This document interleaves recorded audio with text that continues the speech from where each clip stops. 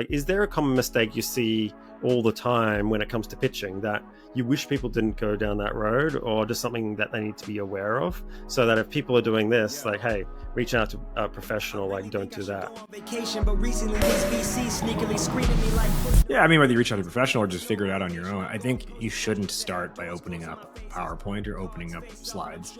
In our process, we use just like a Word document or a Google document first and start outlining things before we ever go to slides. There's too much pressure to figure out what to say that has to be perfect, I think, if you start with the blank white canvas that is slides. Because now, and also you're mashing two different creative processes together into one thing.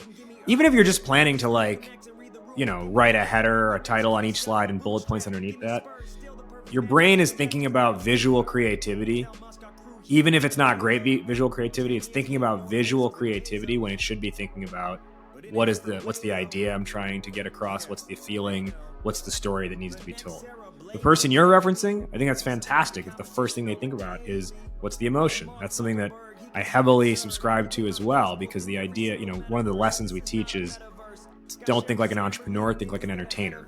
Because an entertainer just cares about making that emotional connection with their audience and getting them to feel something.